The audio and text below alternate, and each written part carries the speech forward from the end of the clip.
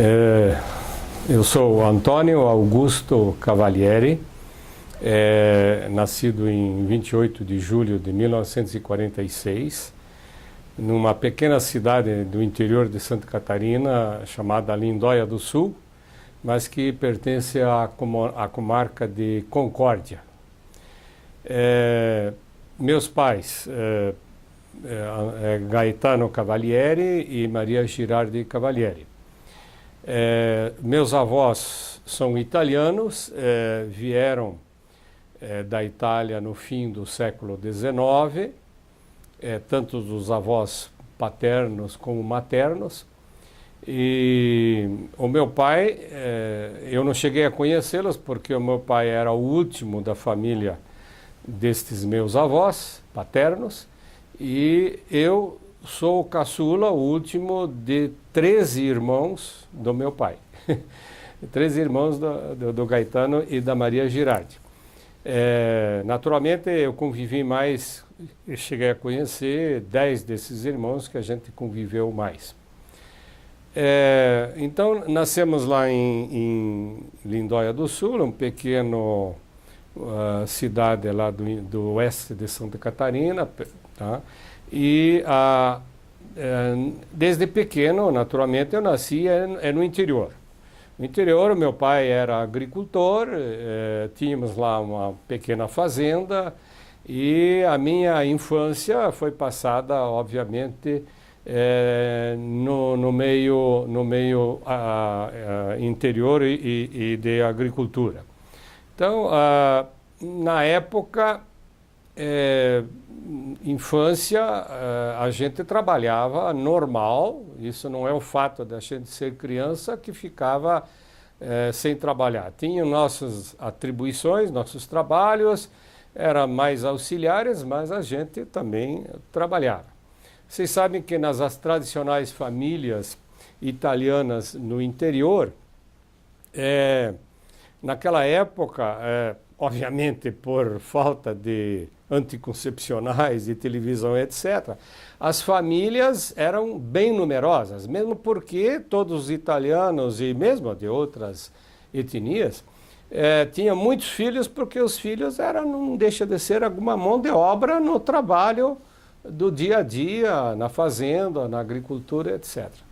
Então, desde pequeno, naquela época, a gente também tinha que trabalhar, tinha nossas atribuições, e assim era o trabalho da gente. Quer dizer, talvez a minha infância tenha sido um pouco diferente habitualmente dos pessoal que tem nascido aqui na cidade. De muito trabalho, muito sacrifício da gente parte. Agora, lógico, naturalmente, como a gente vivia ali da agricultura, a mesa da gente era sempre muito farta. Além disso, vamos dizer assim, do ponto de vista de lazer, então a gente tinha bem pouco. Era aquela obrigação de ter que trabalhar. Você tinha lazer apenas no sábado e nos domingos. E domingo, diga-se de passagem, sempre depois da missa, né? Então, o lazer da gente era basicamente futebol e brincadeira com os colegas da escola, essas coisas assim. Nós tínhamos lá, nesse nosso sítio, nossa fazenda, nós tínhamos lá um grande campo, campo assim que a gente chamava, o que vocês conhecem era chamado de potreiro, onde os animais pastavam ali, né?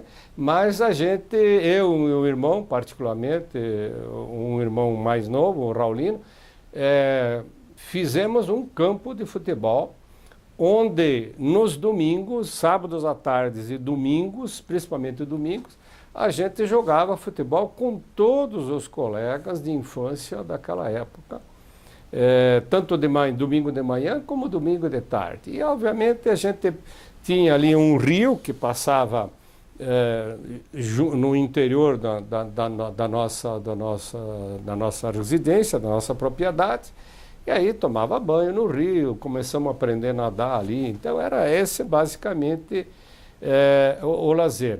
A escola primária foi feita, obviamente, nesta cidade, em Lindóia do Sul. Tive como professores, entre outros, uma família destacável chamada família Boff, do qual vocês conhecem o Frei Leonardo Boff, era um dos filhos mais velhos dessa família grande, mas a minha professora em particular era o patriarca, chamado Mansueto Boff, e depois a filha Ivone Boff, que por sinal mora aqui em Curitiba hoje e é minha paciente inclusive. Não falei da minha profissão, eu sou médico, né? Estou radicado aqui em Curitiba já há 56 anos. Então, estava falando da minha infância ainda. Também foi uma infância um pouco atribulada, porque, obviamente, naquela época graçava muito doenças próprias da infância. E eu tive todas. Naquela época não existia vacinas. Então, aí quase todas as crianças, quase que era uma obrigatoriedade ter sarampo, varicela, etc, cachumba, etc. E tive uma doença em particular, mais séria, abdominal, que fui operado na ocasião, tinha 4 anos, e que a minha mãe contava que realmente eu quase vim a falecer naquela ocasião. Tal era o tamanho da doença. Mas depois a gente se recuperou e acabamos lá a nossa vida na infância lá. Bom, aí um aspecto outro importante é quanto à religiosidade da família. Família de italianos, muito religiosos, desde o pai, desde os avós, naturalmente. Obrigatoriedade de missa, catecismo, obviamente era uma coisa inerente. E, em vista disso, uma das tradições das famílias do interior, principalmente de descendência italiana, mas tem de descendência alemã também, era muito importante que os pais de famílias numerosas tivessem entre seus filhos alguém dedicado à causa religiosa. Então, ou tinha que ter um filho padre, de preferência uma filha religiosa, irmã freira, né? E foi o que aconteceu. A nossa família não fugiu da norma. E teve um padre e teve uma irmã, eu tenho uma irmã que é religiosa, é freira. Na ocasião, quando estava acabando a escola primária, fiquei muito influenciado por este meu irmão, que já estava no seminário, e eu com 11 anos de idade apenas, mas ansiado de fazer alguma coisa nova e com aquela religiosidade, eu acho que eu vou ser padre também. E aí acabei indo para o seminário junto com esse meu irmão, no seminário menor de Erechim, né, em Erechim, no Rio Grande do Sul, que ficava próximo ali da divisa de Santa Catarina com o Rio Grande do Sul. E estudamos lá, eu estudei lá todo o meu ginásio. Nesse seminário. Logicamente, eu com 11 anos, no primeiro ano, foi uma dificuldade muito grande, sentia muito saudades de casa. Naquela época não tinha férias em julho, metade de julho. A gente ficava o ano inteiro lá. Então, eu só voltava para a família no fim do ano, nas férias escolares. Então, foi um pouco difícil no começo, mas fui me adaptando bem e destaca-se que, naturalmente, a formação didática, a formação cultural que a gente tinha de escola, aprender geografia, história, línguas e latim, estudei latim 4 anos, porque naquela época, para ser padre, o indivíduo tinha que saber latim. Então, estudamos isso aí, o ensinamento, quer dizer, a cultura que a gente adquiriu, de cultura geral, durante o meu ginásio, naquela época era ginásio, né? Existia que eram uns 4 anos, foi muito boa, muito boa. Português, por exemplo, a gente sabia muito bem português e foi ali que a gente, obviamente, começou e o aprendizado muito forte nesta área.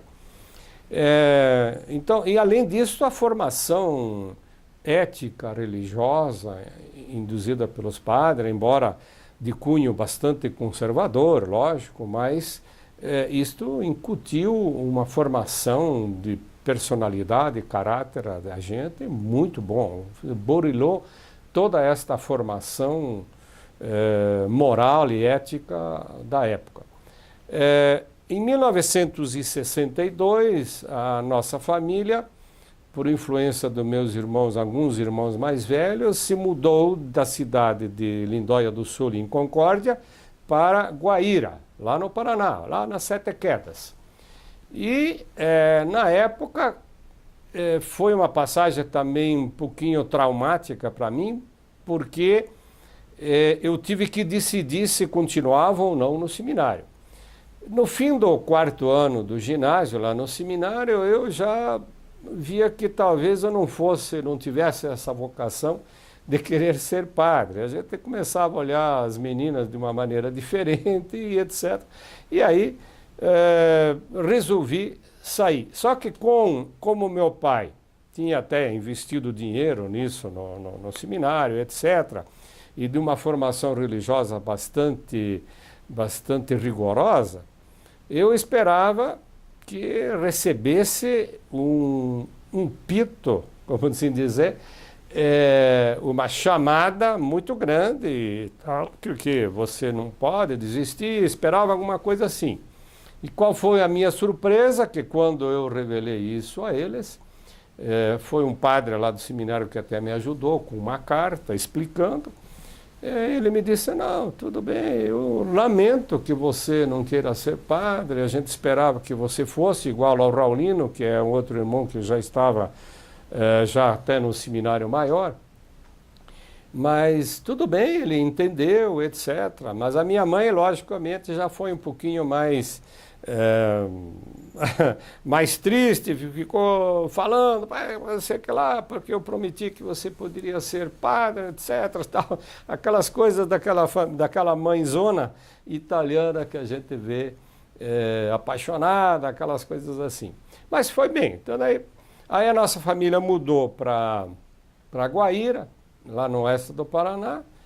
E eu falei para o meu irmão padre, que estava aqui em Curitiba, estudando no seminário maior, que eu não podia, que eu queria continuar naturalmente estudando, fazer o curso médio, né, o científico, clássico, lá no seminário eu chamava de clássico na época.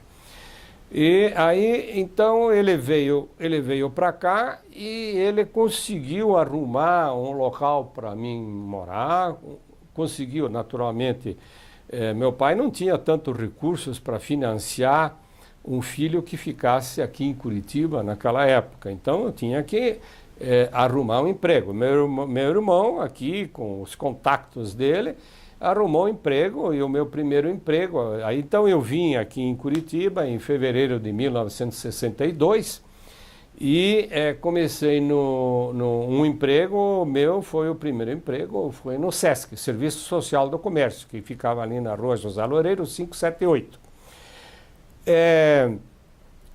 E daí também arrumou a moradia, morava com uma senhora que tinha um quarto lá, deu um quarto para gente, etc. E fiquei morando, né, com essa senhora, uma senhora de idade. Ela cedeu o quarto e fiquei morando lá, por sinal, 10 anos. Estudei no Colégio Bom Jesus. Como trabalhava no SESC na ocasião, uma diretora lá do SESC que, digamos, gostava de me proteger, mas por outro lado também, de certo modo, me explorava. Ela disse assim: não, você está trabalhando aqui no Serviço Social do Comércio, no SESC, então eu acho que você tem que fazer alguma área da área técnica, tipo contabilidade, etc. Embora eu já tivesse tendência de gostar muito de ciências, biologia, etc. Naquela época, pressionado pela necessidade do trabalho, eu acedi, bom, então vou estudar técnico em contabilidade. Aí foi no Bom Jesus. lá também já surgia dificuldade, porque bom, eu não conseguia isso em colégio público, como eu pretendia estudar no colégio estadual, mas não tinha vaga, etc. E nem tinha, eu acho que este curso técnico, então eu estudei lá no Bom Jesus à noite e naturalmente tinha que pagar a taxa escolar lá, a mensalidade. E nesse caso, o Bom Jesus, eu falando da dificuldade, ele disse, não, mas tem aqui algumas bolsas, você tem que prestar um concurso e tal. Fiz um concurso com umas 10, passei, recebi uma bolsa e recebi a bolsa de todo o curso. Me formei técnico em contabilidade em 1964. Acabou o curso, bom, e daí? E agora?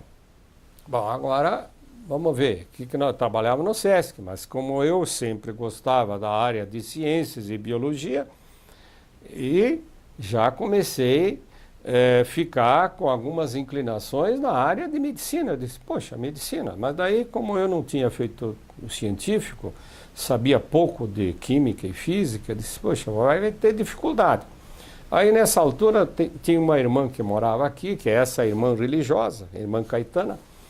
Ela me disse assim, olha, eu acho que você deve fazer medicina sim, tá? Mas você acha que eu tenho? Tem, você vai estudar. Bom, eu daí, acreditando em mim mesmo, eu sempre fui bem, modéstia à parte, as minhas notas eram sempre boas e etc.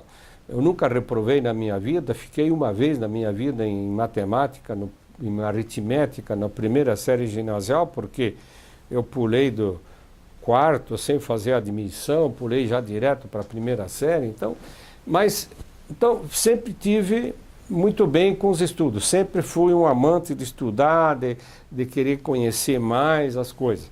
Eu disse, tá bom, vamos lá.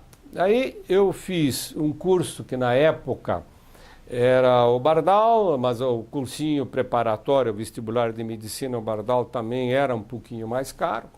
Eu fui no curso Mendel. Era um curso 25, o Mendel, que só tinha 25 alunos na turma.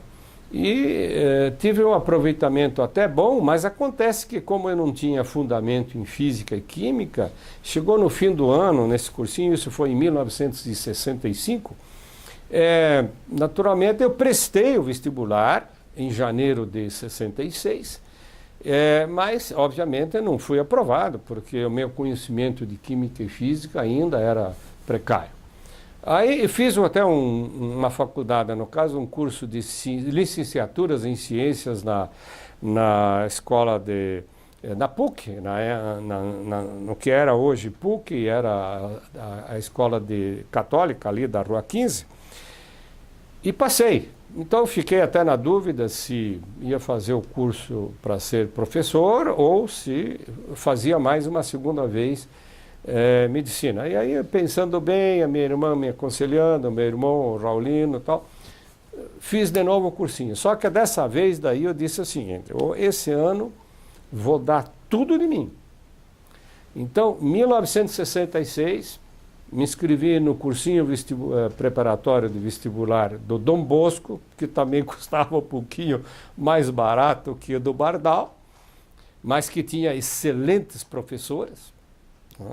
E aí comecei a estudar para valer. Eu trabalhava no SESC, porque eu tinha que me manter. À tarde, de manhã eu estudava em casa e à noite ia para o cursinho. Fim de semana, estudando, sábado e domingo, o dia inteiro. Me dava o direito de ter uma recreação, um lazer, nos domingos à noite, onde a gente ia num cinema ou talvez num bailinho, num sarau, tal, daí então tudo bem. Mas é a única recreação, lazer que eu tinha na época, porque eu fiquei o ano inteiro debruçado em cima dos livros, apostilas, etc. E aí ao final deste ano, então nós fizemos o vestibular em janeiro de 66, de 67, desculpa. Então, o cursinho foi em 66, fiz o vestibular em janeiro de 67. E eu me recordo bem que nesse vestibular, nesse prestado, que foi lá no Colégio Estadual do Paraná, porque a turma de medicina era grande, nós tínhamos assim 12 ou 13 candidatos para uma vaga.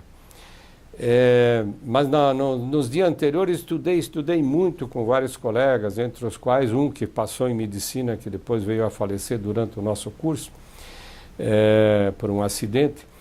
E eu sei que na véspera nós fomos... Não, chegou 6 horas da tarde e esse meu amigo disse assim, vamos parar, eu e mais outros, vamos parar, agora nós vamos jantar, bem jantado, porque amanhã nós temos o vestibular.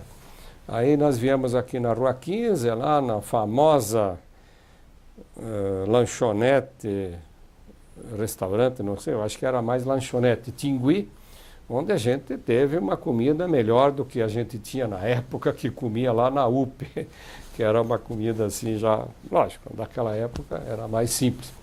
Então ali nós se alimentamos bem. Bom, e daí no dia seguinte, um amigo de cursinho, 2 amigos que eram muito chegados e que passamos juntos, Roberto Pinotti, que era, por sinal era militar, e Vanderlei Saraiva Madruga, que hoje é psiquiatra. A gente estudava e a gente estava sempre junto porque o Pinotti tinha um carro e ele nos levava sempre para casa à noite depois do cursinho. E no dia ele passou na nossa residência para a gente ir fazer o vestibular. Chegando lá na fazer o vestibular, o primeiro dia foi biologia. Foi bem, tudo tal, mas tive na primeira, no meio mais ou menos lá na metade das 3 horas, que era o tempo, 3 ou 4 horas, 4 horas. Começamos às 8, foi até meio-dia. Comecei a sentir muita dor de barriga. E achei que não poderia ir ao banheiro. Na época não permitia. E eu achei que no vestibular tinha que ir de gravata e terno, essas coisas todas, estava tudo formal. Aí comecei a sentir, eu disse, poxa, mas agora tem que ir no banheiro, mas eu preciso acabar o exame, estou na metade aqui da prova, das questões lá. O que eu vou fazer? Daí, pô, chegou uma hora que eu achei que não podia, mas chegou uma hora que eu acho que eu ia desmaiar ali, entendeu? Então fui lá falar com o professor, ele me viu que provavelmente eu devia estar pálido com a maceira, e aí me permitiu ir no banheiro, etc., onde já lá me desafoguei e tudo bem. Aí depois voltei e continuei, mas esse foi um episódio também que é muito sui generis.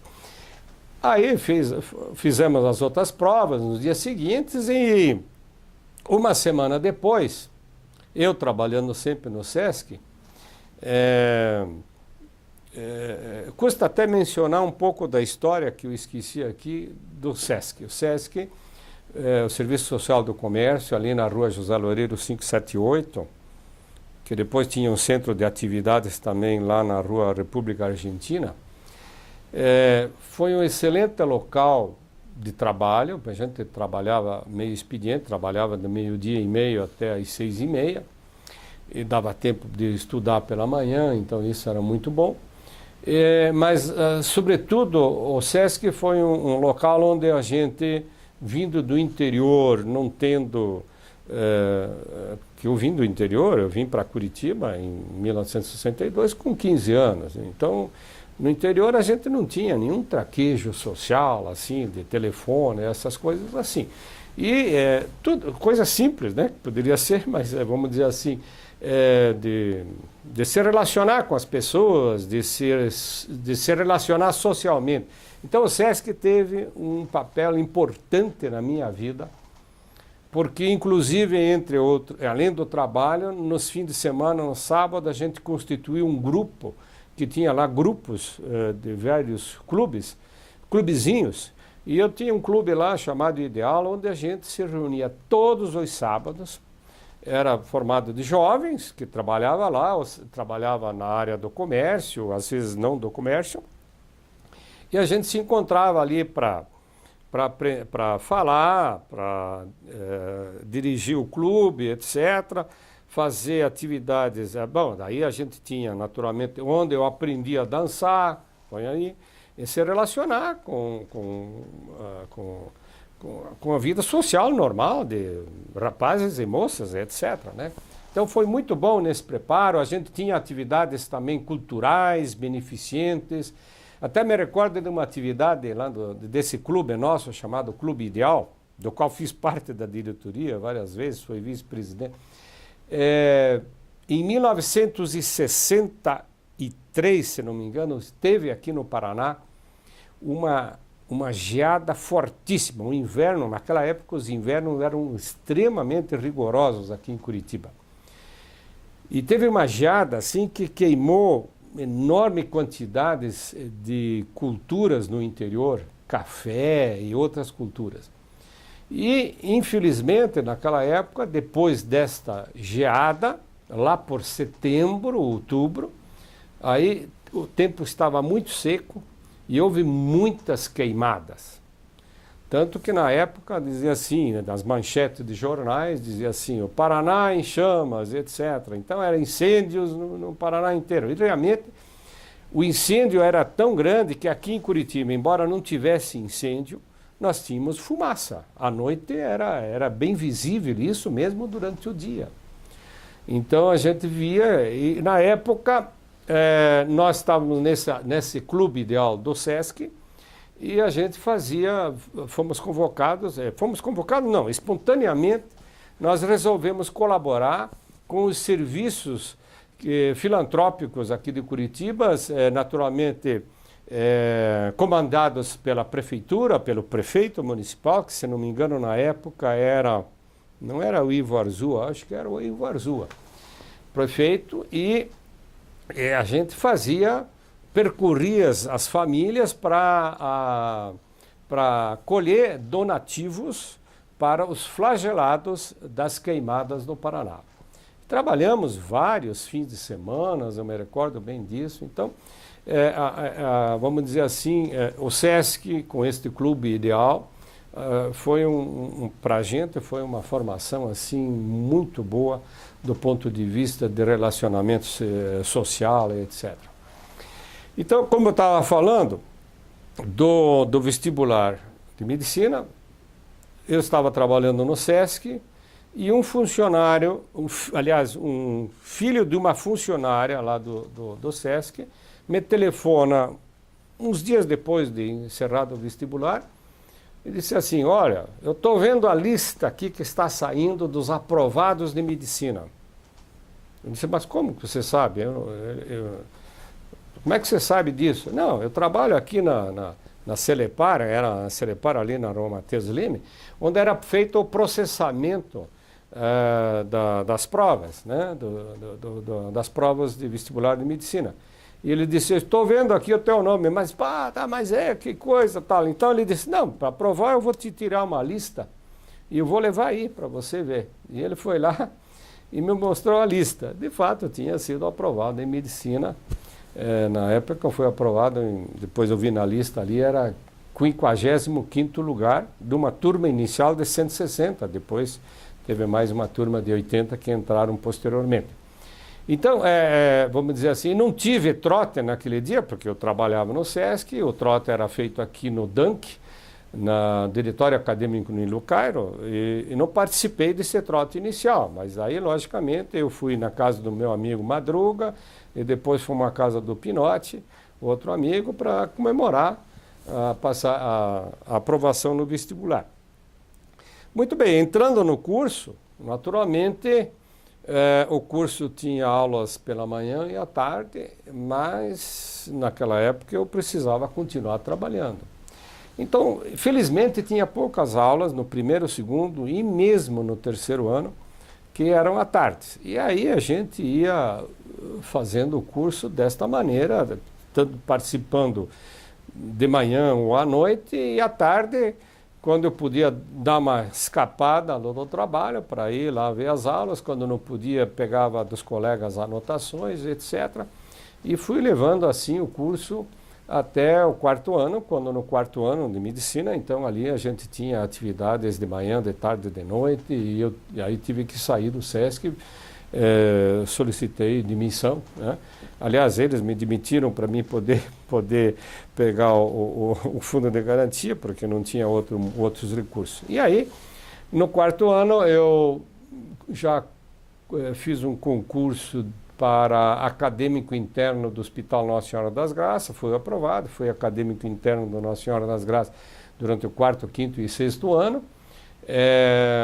Também no 4º ano, na cadeira de disciplina de doenças infecciosas e parasitárias, fui, juntamente com meu amigo Dr. Rodney Luiz Frare e Silva, fomos monitores da cadeira de doenças infecciosas e parasitárias com o professor Baransky, que foi muito bom. Lá a gente exercia atividades também até, de certo modo, didáticas já naquela época. E assim levamos até o 6º ano. O 6º ano teve aqueles estágios todos. O estágio de pediatria era 4 estágios: pediatria, ginecologia, obstetrícia, clínica cirúrgica, clínica médica. O estágio de pediatria foi um dos melhores. Não sei porque se a gente não tinha cadeira de pediatria no 5º ano assim muito boa. Foi muito bom. Eu cheguei até a pensar em ser pediatra na ocasião. Depois eu desviei e disse, não, acho que vou para a clínica médica mesmo. Bom, aí formado, formatura foi em 14 de dezembro de 1972. Teve o baile no dia seguinte e no dia 16, 2 dias depois de formado, eu casei com Jussara Maria Ribas. Bom, mas depois eu falo da família. Então, basicamente, foi isso. Bom, uma vez formado, bom, e agora? Naquela época, durante as férias, eu ia até a minha cidade onde moravam meus pais e meus irmãos, em Guaíra, e lá, naturalmente, participava das atividades hospitalares dos médicos de lá. Tinha um hospital lá, um médico, o Dr. Bardal. Não sei se ele era parente dos Bardal aqui, eu acho que sim. E naquela época fiquei muito influenciado e ele me convidou que depois de formado eu poderia ir para lá, etc. Muito bem. Então estava pensando nesta hipótese, embora acho que tinha que fazer algum aperfeiçoamento, alguma outra coisa. Só que aí entrou o papel decisivo da minha esposa. Ela disse, não, você não vai para Guaíra. Eu não quero, porque não sei, eu vou lá sozinho, eu vou ficar lá e tal, etc. Começou tal. E de fato, daí nós dois, eu e minha esposa, começamos a pensar seriamente e tal, e resolvi fazer então residência em clínica médica, que realmente foi a melhor decisão de tomada na ocasião e tomada para a minha vida. Tive uma formação de clínica médica ali no Hospital de Clínicas e estávamos em 11, 12 residentes na clínica médica e foi uma residência médica muito boa, com formação excelente, dado os excelentes professores de clínica médica que a universidade tinha na ocasião. No 2º ano da residência, tinha alguém que já convergia para alguma especialidade. E na época eu já tinha uma inclinação para a área de cardiologia, de ser cardiologista. Então, no 2º semestre do 2º ano da residência, eu comecei a estudar mais a área de cardiologia, embora a formação de toda a clínica médica da gente foi estupenda. Muito bem, mas naquela época o Hospital de Clínicas não tinha uma UTI. Não tinha UTI. Em Curitiba não tinha UTI. A primeira UTI de Curitiba foi no hospital que era do Santa Cruz, inicialmente tocada pelo Dr. Paulo Franco de Oliveira, Mário Maranhão e Muriel Lopes, se não me engano. Muito bem, mas não deu certo porque logo em seguida o Hospital Santa Cruz vendeu o prédio para o INAMPS na época.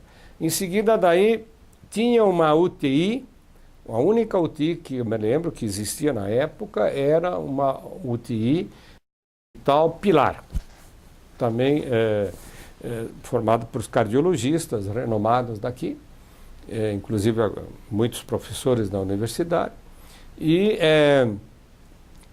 era a única UTI, e no Hospital de Clínica não tinha UTI. E naquela época já a gente via a descrição de que pacientes cardiopatas, principalmente infartados, com infarto agudo do miocárdio e outras doenças cardíacas graves, tinha que estar numa UTI.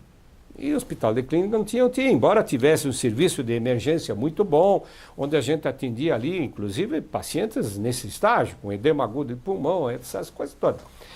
No entanto, vamos dizer assim, não tinha UTI. Bom, em vista disso, eu e um colega que tínhamos inclinações para fazer cardiologia, um colega de turma, Dr. Ney Robert da Cunha, não ouvimos falar que tinha essa UTI. Bom, mas a residência naquela época tinha um regime de dedicação exclusiva. Não podia se trabalhar ou estagiar nada fora. Ora, mas entendemos nós, eu e o Ney, mas não, tudo bem, mas o que nós vamos fazer sábado à tarde e domingo? Bom, sábado à tarde e domingo, quando não estava de plantão no hospital de clínica, nós temos a nossa vida normal. Bom, mas então nós podemos ir dar uma espiada lá na UTI do Pilar. Falamos com alguns colegas, eles permitiram que a gente pudesse acompanhar as atividades, isso no sábado à tarde e domingos. E foi o que nós fizemos. Depois, com certo tempo, até começamos, de certo modo, a assumir plantão lá também, vamos dizer assim, mas com sobreaviso sempre de um colega. Tal. E foi muito bom isso aí, mas foi curto, porque logo em seguida, infelizmente, fomos descobertos. Aí o professor, eminente professor nosso, professor Gastão Pereira da Cunha, nos chamou, muito legal, muito solícito, disse assim, olha, vocês estão fazendo uma irregularidade, vocês não podem fazer qualquer atividade médica fora do hospital de clínica. Mas veja bem, professor, nós queremos aprender, por exemplo, sobre infarto agudo do miocárdio, que a gente tem que ver como é que cursa esse paciente na UTI. Muito bem, explicamos isso, as razões, etc. Ele até entendeu. Ele disse, vamos ver se a gente consegue uma outra alternativa. E foi o que aconteceu alguns dias depois, ele nos chamou, e tinha alguns outros da residência também interessados em UTI, o Dr. Rodney, o Eurico, Alberto Snitter, etc. E aí ele nos conseguiu que a gente fizesse uma parte da residência estagiando em UTI aqui fora de Curitiba, Porto Alegre e São Paulo. Eu, o Rodney e o Alberto Snitter fomos para São Paulo, no Instituto Dante de Pazanese de Cardiologia, onde permanecemos lá 2 meses, e foi um aproveitamento espetacular, porque a gente ficava desde manhã cedo, das 7 horas até o fim das 7, de tarde a gente ia até na Beneficência Portuguesa para ver casos mais cirúrgicos, pós-operatório, e o aproveitamento foi muito bom. Então, na época, mas só que, de certo modo, depois, um dia eu recebi um telefonema da Jussara, minha esposa, e ela disse, olha, o pessoal tem um hospital de clínica, está interrogando que vocês fizeram algum estágio fora durante a residência, vocês estão sendo questionados, inclusive quanto à possibilidade de serem até expulsos da residência. Poxa, mas isso ficava muito difícil. Então viemos para cá, fomos falar com o professor Gastão. O professor Gastão disse, não, já sei disso, mas eu vou tomar as providências. Fizeram então reuniões da preceptoria, reuniões lá do Hospital de Clínicas, onde houve um consenso, alguns votos contra, naturalmente, mas houve um consenso de que o interesse nosso era puramente aprender cardiologia e UTI. Então, esse foi o que ocorreu no fim da residência. Acabada a residência, aí começaria mesmo a nossa atividade profissional. Muito bem. Aí, nesse caso, a gente tinha em vista uma possibilidade de ser chamado pelo INAMPS. Naquela época, o INAMPS era o Serviço de Assistência Médica da Previdência Social. Mas isso dependia até de concurso. Depois acabamos sendo aprovado em concurso. E comecei uma atividade onde um primo da minha esposa, o Dr. Valdir Ribas, tinha uma clínica lá no Pinheirinho. Eu comecei a trabalhar pela manhã lá. Obviamente ali a gente atendia a clínica médica, era serviço de pronto-socorro. Foi muito bom também, mas foi um curto período. E nesse meio tempo, já em fins de 1974, o Dr. Paulo Franco de Oliveira e um grupo de colegas, Laércio Furlan, Bernardo Resnick, Juarez Ramalho, Luiz Tavares Lessa, quiseram fazer um hospital especializado de cardiologia, que foi o Hospital do Coração. Que começamos numa casa. Daí, então, na época, alguém falou comigo. Eu conhecia muito bem o Dr. Paulo Franco, porque durante o curso até eu, com mais 2 colegas, fizemos uma apostila de cardiologia. E o Dr. Paulo Franco nos convidou e fizemos parte do início, mas eu entrei em 1975. O Hospital do Coração começou em novembro de 1974. E começamos a trabalhar no Hospital do Coração, dando plantão, né? E realmente uma grande parte da minha vida passei em atividades neste hospital. O Hospital do Coração foi o primeiro, teve um outro, mas não se manteve, foi o primeiro serviço de cardiologia de urgência em Curitiba.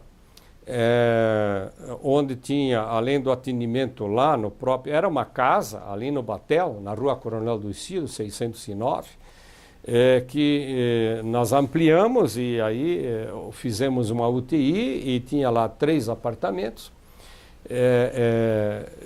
e tinha os consultórios. Então ali a gente fazia os plantões, né, no local. E também fazia plantões de atendimento domiciliar de urgência. Quando chamava o hospital, a gente saía com ambulância, motorista e enfermeira, para atender os casos de urgência de cardiologia. E assim foi durante o decorrer de muitos anos. O hospital ainda existe mas apenas anexo agora ao Hospital Vita Batel.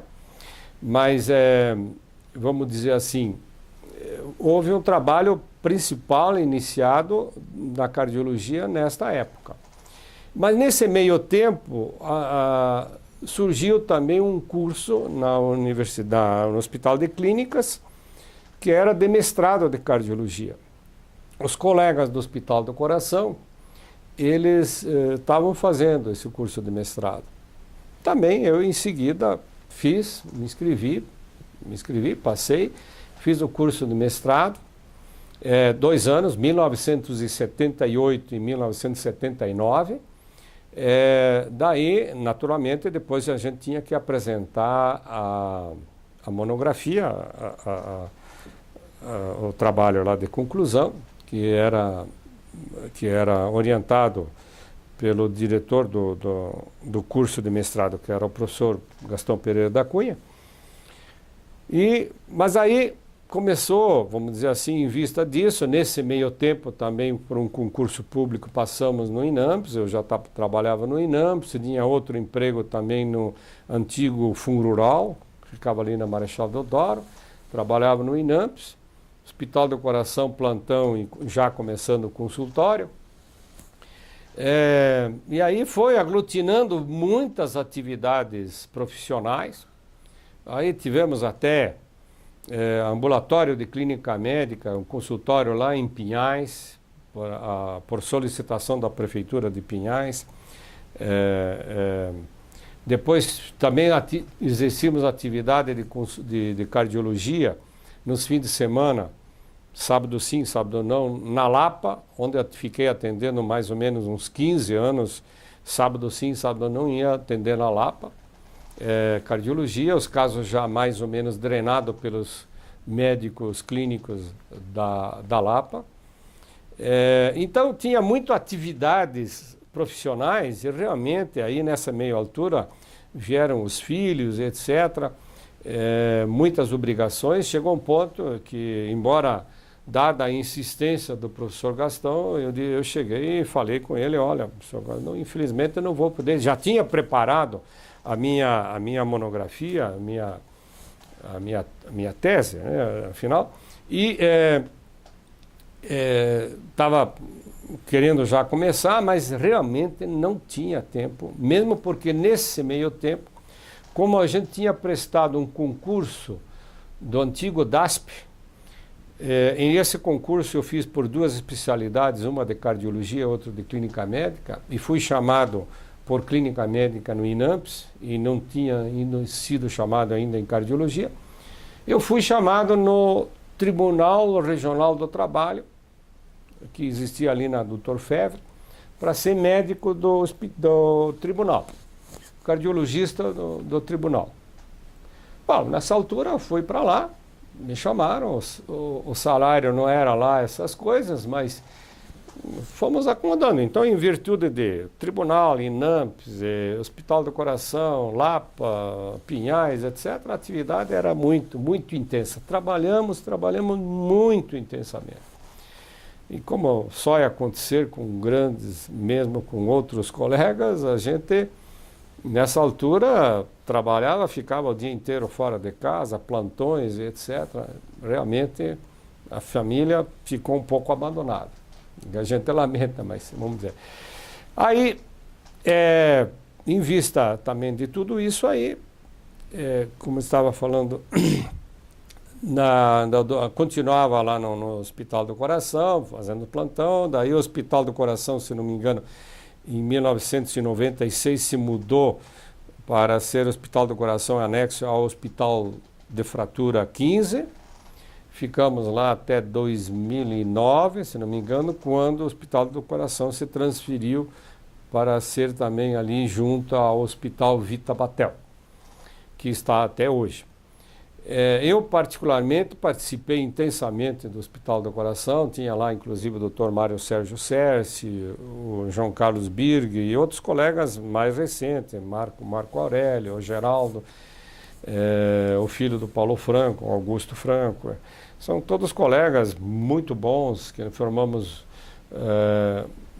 uma amizade muito grande, mas em 2011, daí eu me dediquei mais ao consultório e atendia em hospital, mas mais consultório que eu tenho atualmente ali na Rua Buenos Aires. Então, vamos dizer assim, essas atividades todas foram bastante penosas, muito trabalhosas, mas excelente, foi do ponto de vista assim, profissional, muito bom. E das atividades, vamos dizer assim, didáticas, embora, vamos dizer assim, eu sempre tivesse uma inclinação também de seguir carreira universitária. Tanto que, já no primeiro ano de residência, como eu tinha feito, monitor de doença infecciosa, eu prestei concurso de auxiliar de ensino de doenças infecciosas e parasitárias. Passei. Mas como eu estava na residência, acho que foi isso no primeiro ano, eu não poderia assumir, ou eu tinha que assumir como professor auxiliar de ensino na cadeira de doença infecciosa, ou eu tinha que abandonar a clínica médica. Na ocasião, pensando bem, etc., tudo, já a minha inclinação para cardiologia, eu disse, não, eu acho que é melhor então eu continuar na residência de clínica médica. Depois até prestei um concurso também até de saúde ocupacional, passei em segundo lugar, mas foi chamado só o primeiro. E sempre tive uma inclinação então também na área de seguir carreira universitária. Na ocasião, antes de entrar no tribunal, eu estava pensando, e mesmo depois que entrei no tribunal, Eu disse, não, aqui provisório, depois eu vou prestar concurso no Hospital de Clínica. Tá aí no tribunal, eu fui nomeado já chefe do setor médico, aí fui me envolvendo mais no trabalho. Como chefe eu tinha também uma carga horária um pouco maior. Depois até fui diretor do Serviço de Saúde do Tribunal Regional do Trabalho, que se mudou aqui para Vicente Machado.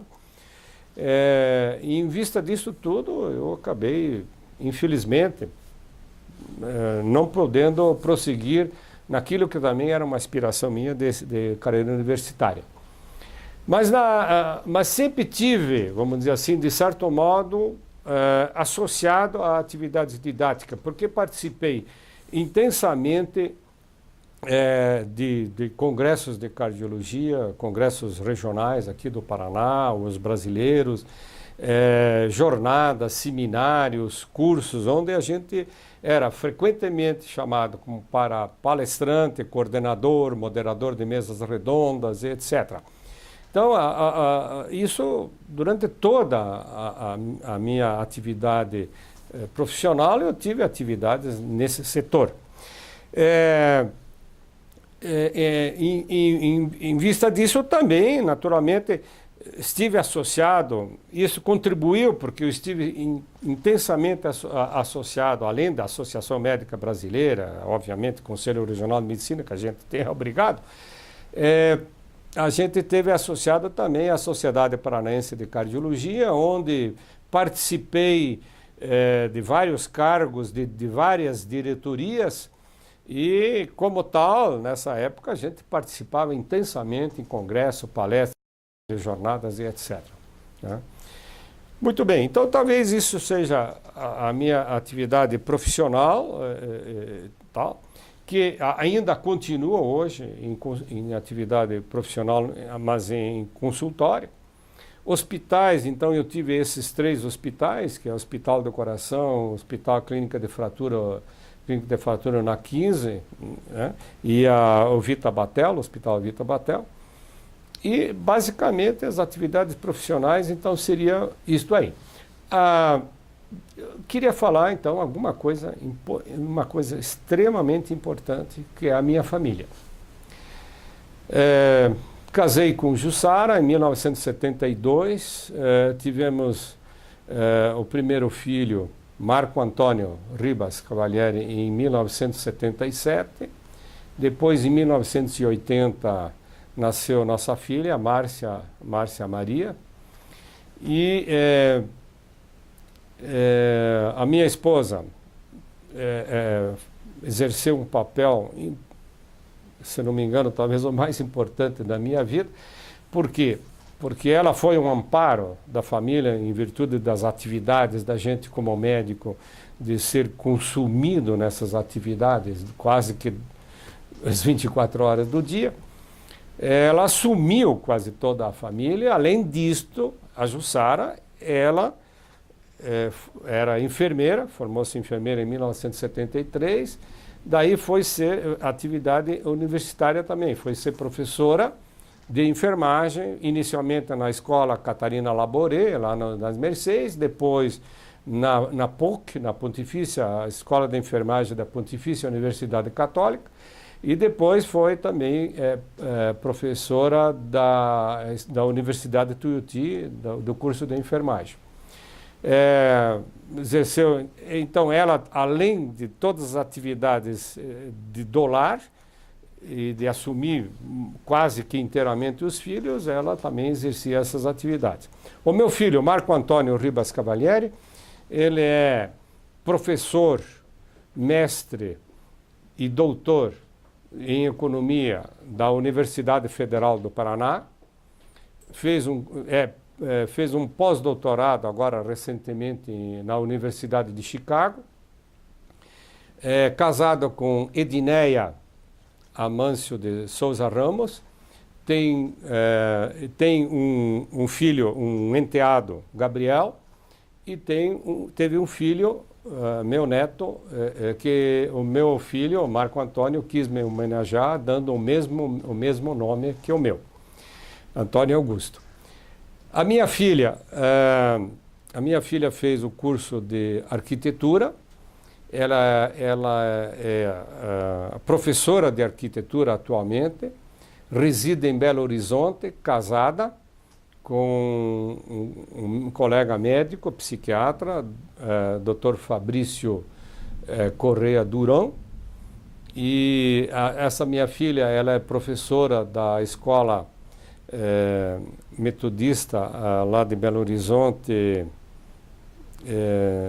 Helena, se não me engano, Helena Hendricks, e atualmente tiveram um filho, esse é meu segundo neto, que nasceu, que está com apenas 2 meses, Daniel. Então, a minha família é isso aí, vamos dizer assim, uma família muito unida.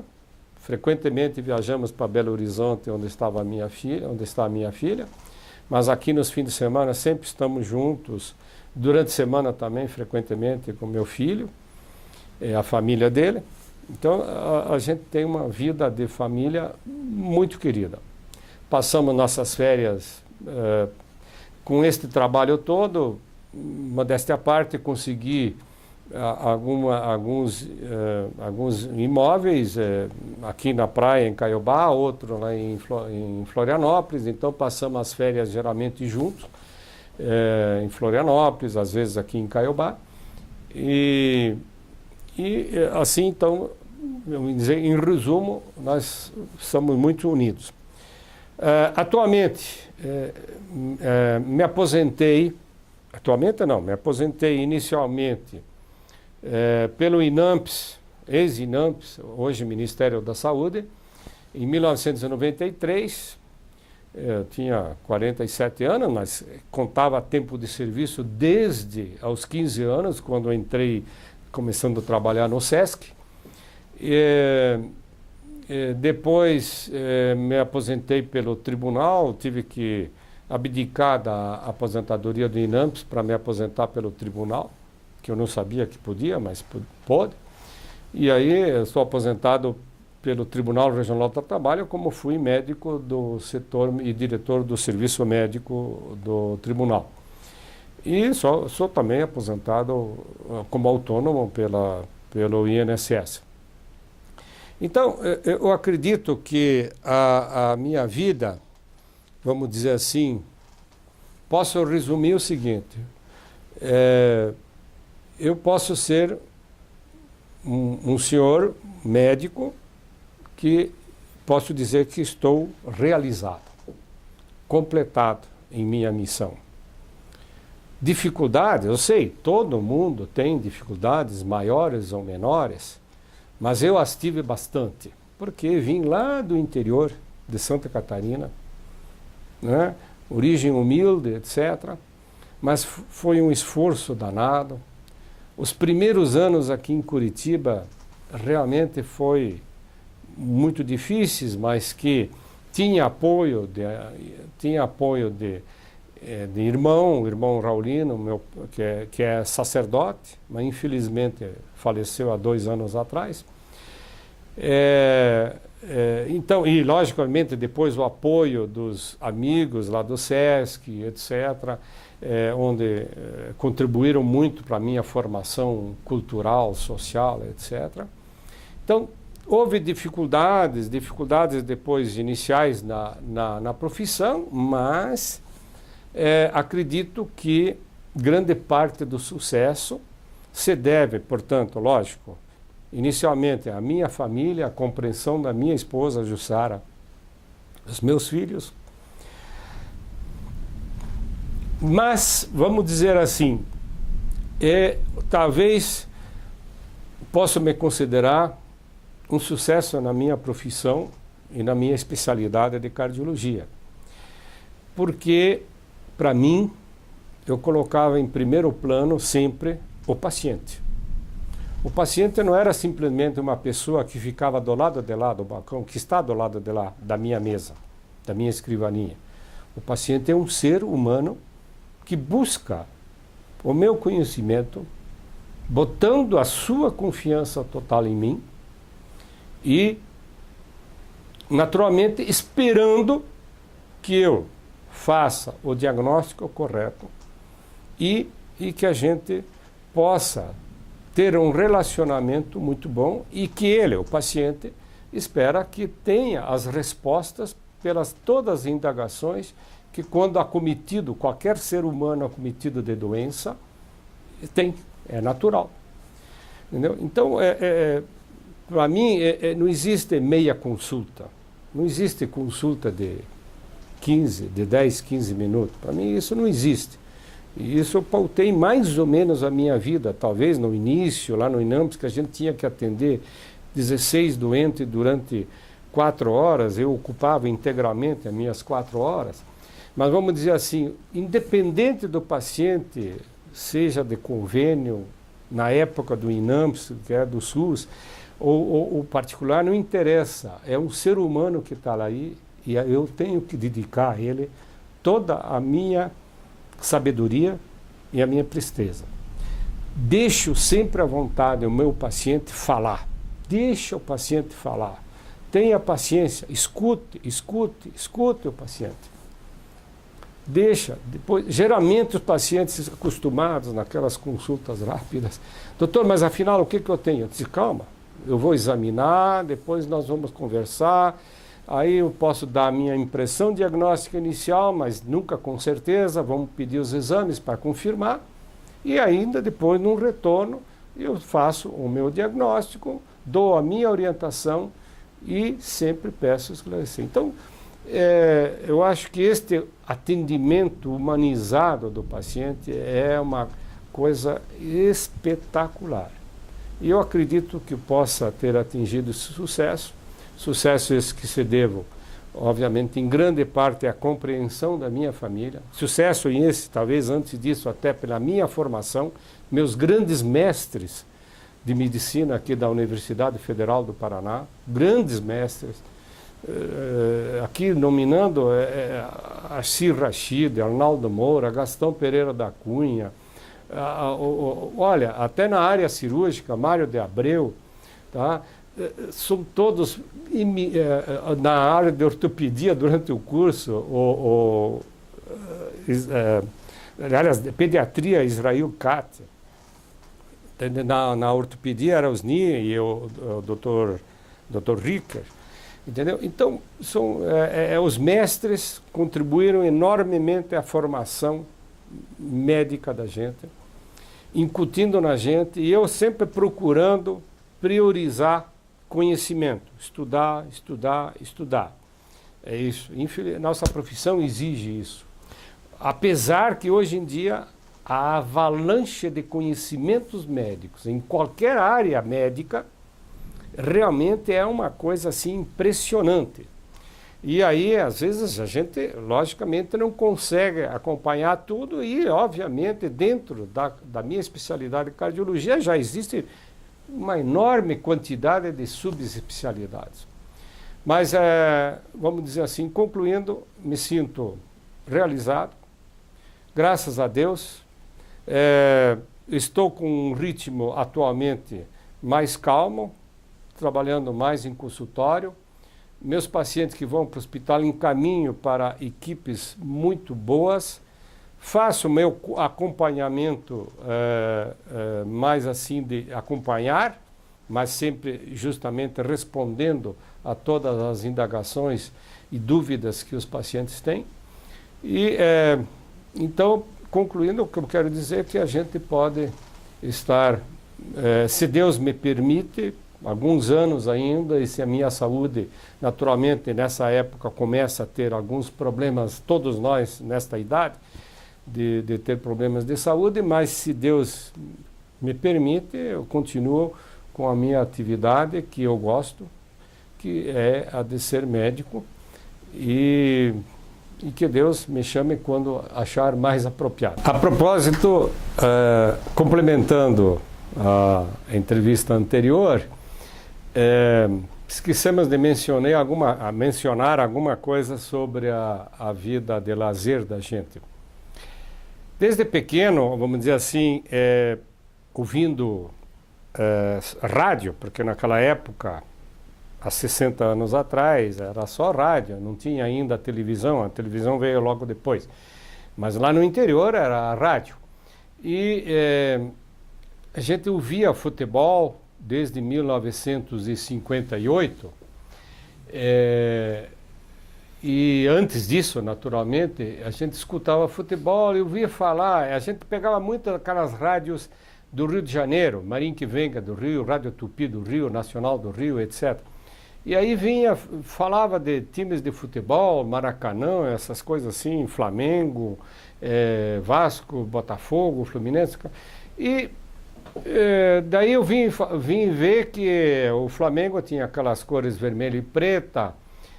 Vi falar que o Flamengo naquela época foi tricampeão em 53, 54, 55.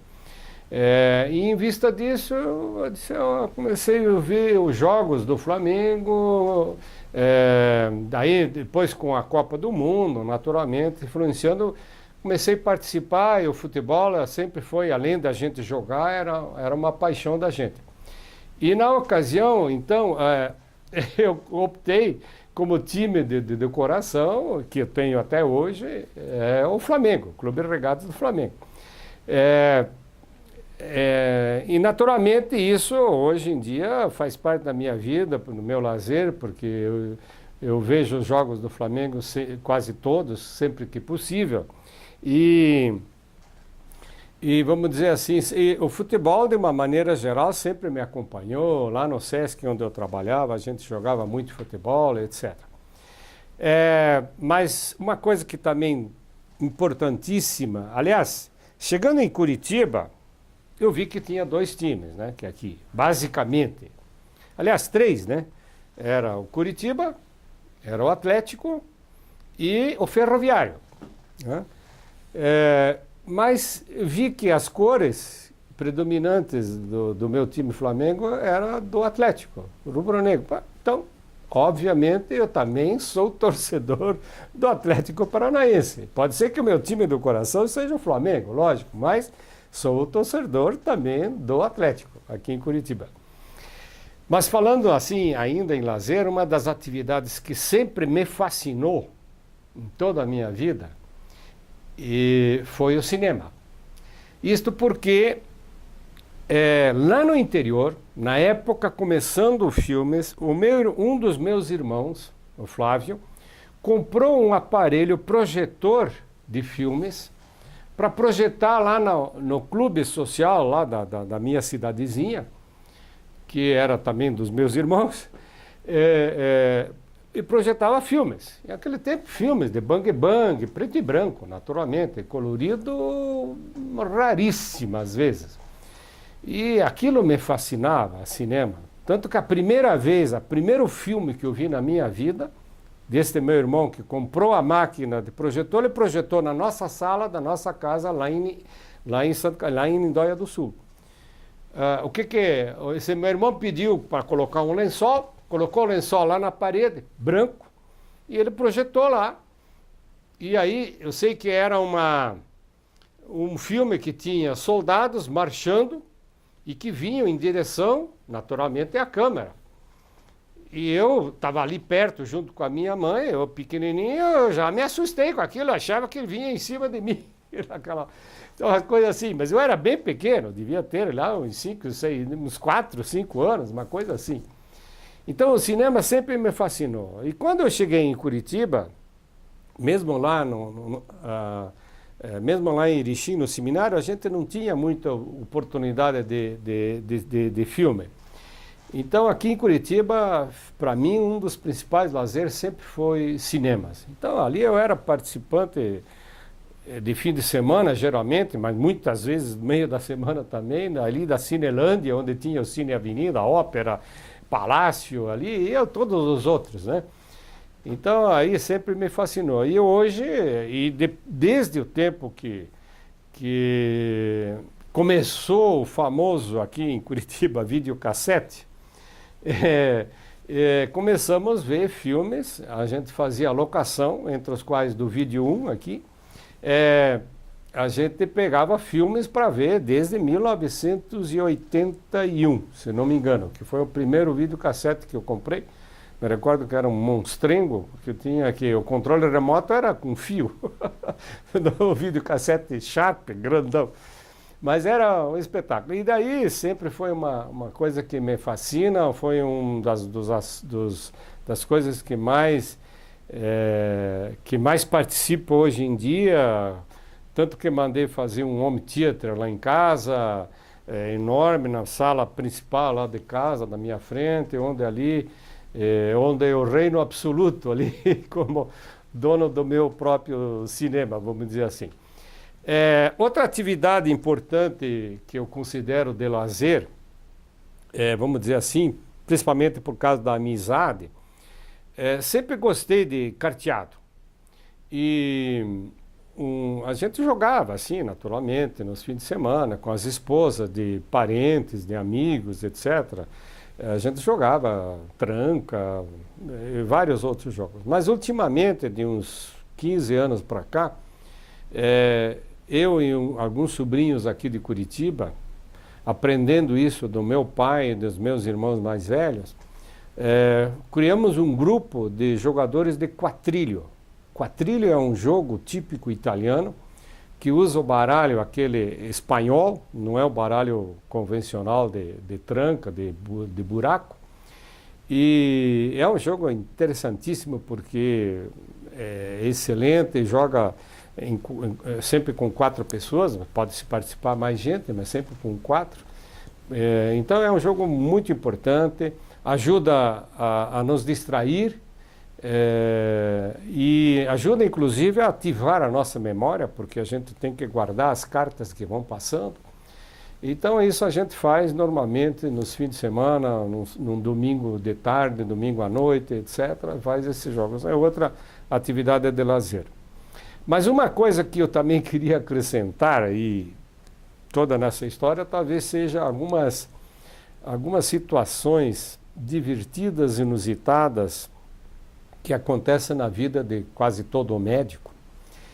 E então, vamos dizer assim, quando me lembro de casos assim, na área nossa já de cardiologia, quando eu estava na residência médica ainda, no hospital de clínica, no 2º ano, a minha esposa, que era professora de enfermagem da escola da PUC de enfermagem, estagiava no hospital de clínicas e chegou ao meio-dia, já tínhamos encerrado as atividades da manhã e todo mundo já foi embora e subiu um paciente da emergência do 2º andar para o 10º andar, que era de clínica médica, e a minha esposa, chegou um paciente aí que foi infartado, etc. Na UTI, lá no hospital de clínica não tinha UTI. E você não quer dar uma olhada enquanto eu acabo de fazer minhas atividades? Eu fui lá, atendi o paciente. Me recordo que eu estava conversando com ele e pegando no pulso dele. De repente, notei, falando com ele, olhando ali a mão, o pulso, notei que não tinha mais pulso. Ué, será que eu errei? Olhei para o paciente estava em franca parada cardiorrespiratória. Aquele típico atitude de parada cardíaca. Não tinha desfibrilador naquela época, peguei o paciente, porque você não pode massagear o paciente na cama, porque a cama não permite que você comprima o tórax contra uma superfície dura. Não sei como é que eu tive força de pegar o paciente e carregar e colocar ele no chão, com cuidado naturalmente, onde comecei a fazer massagem cardíaca e depois boca a boca e massagem cardíaca e chamando e gritando para vir mais gente, e daí vem a enfermagem, etc. E esse paciente, isso é uma coisa normalmente que não acontece, que se recupera, mas a gente tem que sempre fazer isso. Quer dizer, normalmente não, acontece muito frequente também. Massagem cardíaca, conseguimos ressuscitar o homem ficou bem, evoluiu com infarto agudo. Peguei o nome dele depois, mas depois eu não perdi, não me relacionei mais com ele. Mas foi uma coisa que marcou a minha vida, porque talvez tenha sido já, lógico, a gente já tinha atendido outros pacientes graves no hospital de clínicas, mas assim, de súbito, de parada cardíaca acima da gente, vamos dizer assim, foi um dos casos que me mais marcou. E outros casos também, assim, até bizonhos, estranhos que acontecem na vida da gente, vamos dizer assim, quando eu fiz a UTI, que não era permitido, lá na primeira UTI do Hospital Pilar, eu estava de plantão num domingo à noite, e aí a enfermeira disse, olha, ali fora chegou um senhor que quer consultar, que quer falar com o senhor. Eu disse, mas ele quer falar, quer consultar, você quer dizer? Não, ele disse, só quer falar com você. Muito bem, tá bom, foi lá. Aí ele chegou lá, ele disse assim, pois é, doutor, o negócio é o seguinte, eu vim aqui, não é por mim, eu estou bem. Mas o que é? Não, é meu pai. Tá, mas teu pai está doente? Não. Acontece o seguinte, meu pai meu pai faleceu hoje pela manhã, e isso já era domingo à noite. Hoje pela manhã, lá pelas 10 horas, não sei, não me recordo bem.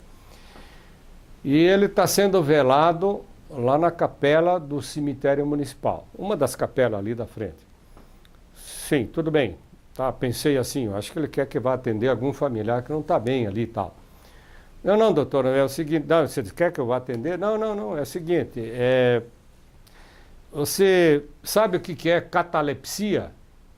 Eu disse, sim, catalepsia é um estado de inércia, o cara fica completamente inerte, parece que está em parada respiratória, alguns acham que é estado de semelhante à pré-morte, alguma coisa assim. Pois é, meu pai está no caixão lá na capela, mas ele está tão bem assim que me parece que ele não está morto. Mas como não morto? Mas ele não está lá? Mas ele... Não, olha, eu fico na dúvida, ele disse. Mas espera aí, ele está lá na capela. Você já foi feito atestado de óbito. Tem atestado de óbito? Já do médico, para estar lá tem que ter. Tem atestado de óbito. Pois, então, acabou. O médico atestou que ele está morto, te deu atestado de óbito, tá tudo, não tem o que duvidar.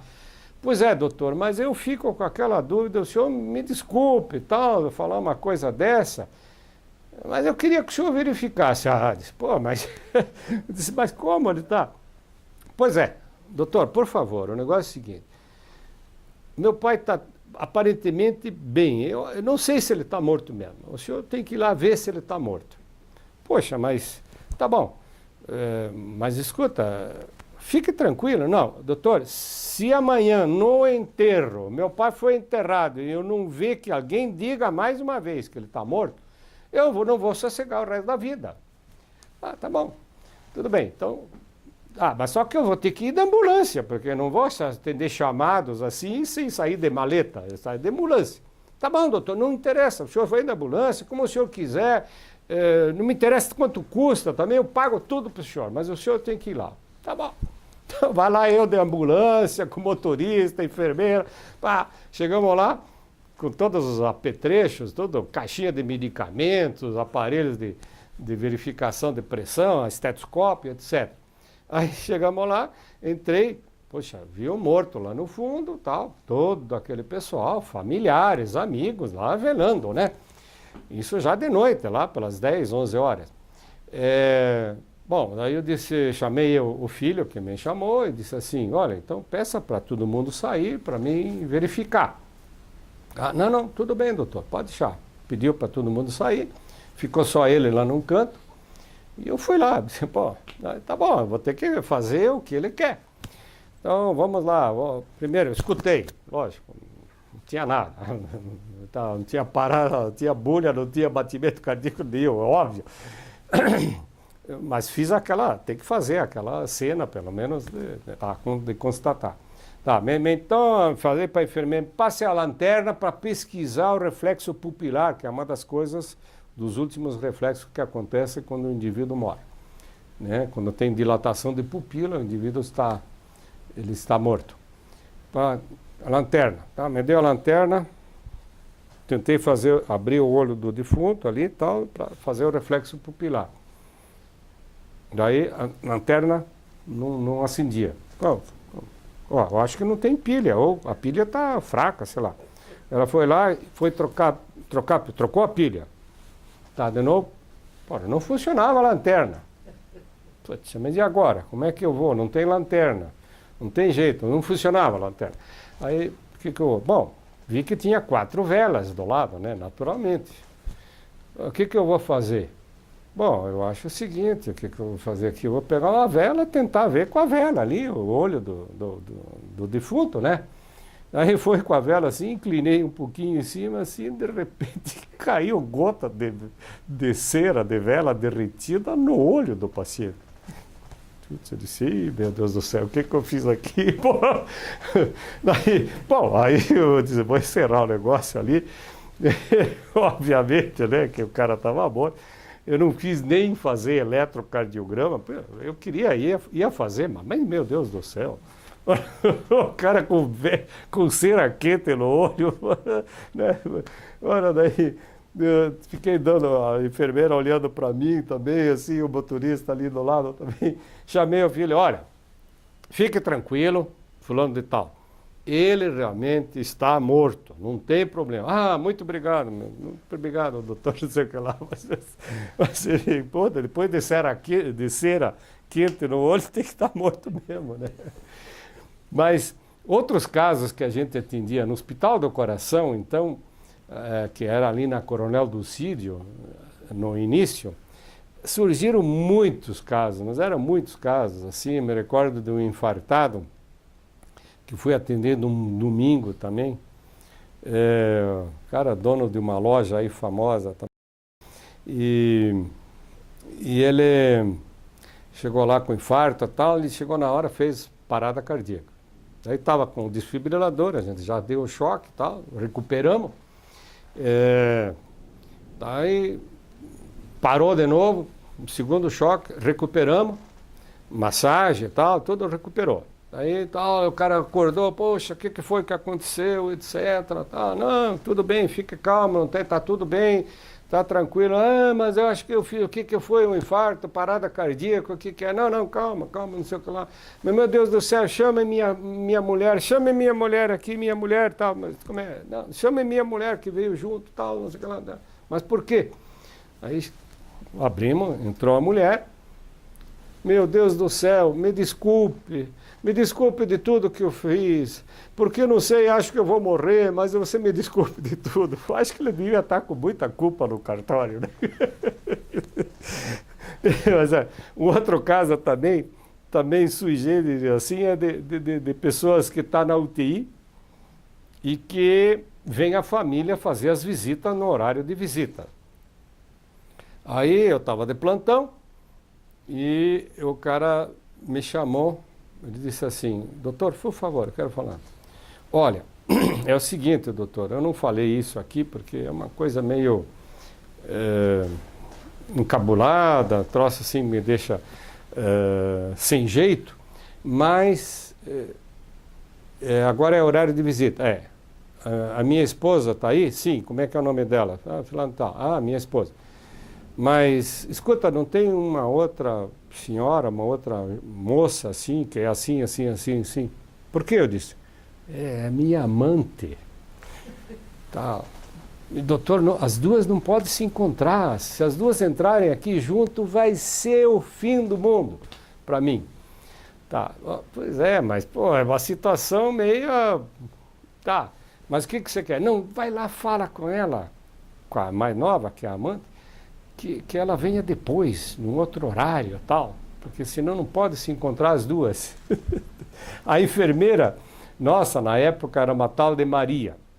A Maria era uma enfermeira que o Dr. Paulo Franco trouxe para nós, na UTI, ela era a chefe da enfermagem, mas ela é extremamente rigorosa e extremamente religiosa, tanto que ela é ex-freira.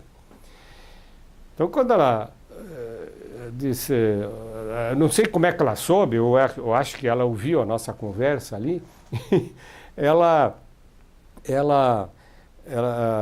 disse assim, dá vontade de chamar as duas aqui e dizer a verdade. Ah, Maria, calma, pô. Você vai matar o paciente, pô. Calma, deixa aí. Vamos lá, vamos colocar panos quentes isso aí. Vamos atender o chamado do paciente, que agora é o nosso, é o que tem que ter todo o beneplácito, o benefício.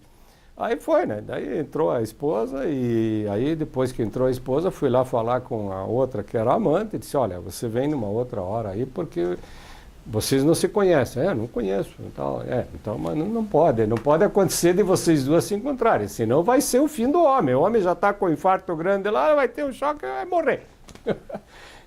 Mas é esses casos assim, entendeu? Então, basicamente é isso que eu tinha que falar. A gente tem muitos outros casos, mas aqui a gente levaria horas até falando sobre casos assim muito engraçados. Mas encerramos aqui, então, muito obrigado de novo.